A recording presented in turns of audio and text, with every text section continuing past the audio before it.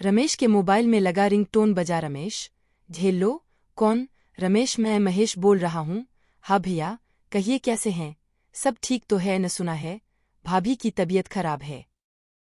हाँ रमेश, तबीयत बहुत खराब है, अस्पताल में भर्ती किए हैं वो। अरे हाँ भैया, अगर कोई बात हो तो बता दीजिएगा, अभी तो बिजी हूँ, बाद में बात करता हूँ। फोन कट करके रख दिया। अरे कौन था? अरे रमेश। अरे वो भैया थे, भाभी की तबीयत। अरे तू क्या करेगा जान के, चल तू पैक बना। 2 महीने बाद जब रमेश घर आया, एक दिन खाना खा रहा था, तभी अचानक द्वार पे कोई आया और उसके बड़े भाई को भला बुरा कहने लगा। अरे महेश, 2 महीने हो गए, तूने अभी तक मेरा उधार नहीं दिया, कब देगा मेरा पैसा?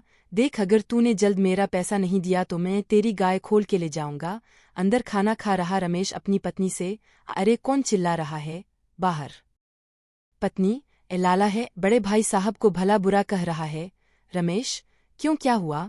जरे भाई साहब ने कर्ज लिया था उससे, जब दीदी की तबीयत खराब थी, वही मांगने आया होगा।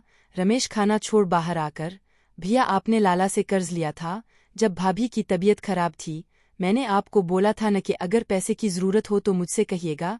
महेश चुपचाप खड़ा उसकी बातें सुन रहा था, एक शब्द नहीं बोल रहा था।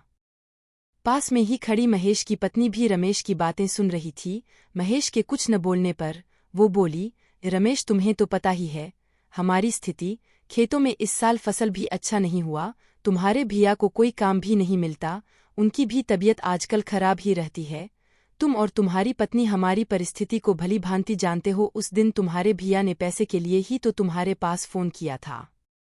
जब उन्हें पता चला कि मेरी तबीयत खराब है, इसका तुम्हें पहले से पता था, फिर भी तुमने फोन करके मेरा हाल तक नहीं पूछा। और जब उन्होंने फोन किया तो तुमने कहा कि कोई बात हो तो मुझे बता दीजिएगा, सब जानते हुए भी कि हम किस स्थिति से गुजर रहे हैं। फिर तुम कह रहे हो कि कोई बात हो तो बता दीजिएगा, ये कहकर तुमने फोन काट दिया। फिर दोबारा पूछे भी नहीं कि भैया पैसे का इंतजाम हुआ भी या नहीं। रमेश, जब तुम्हारे भैया के साथ मेरी शादी हुई थी, तब तुम 6 साल के थे, शादी के 2 साल बाद ही सासू माँ गुजर गई। आज भी तुम्हें देवर नहीं, अपना बेटा समझती हूँ। जब तुम छोटे थे, तुम्हारे भैया अनपढ़ होते हुए भी मेहनत मजदूरी करके तुम्हें पढ़ाया, खुद पुराने कपड़े पहनते रहे पर तुम्हारे लिए नए सिलवाते थे।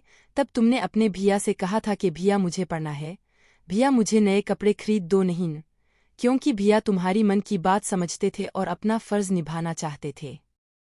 और उस दिन रमेश, जब भैया ने फोन किया तो तुम उनकी मन की बात नहीं समझ पाए।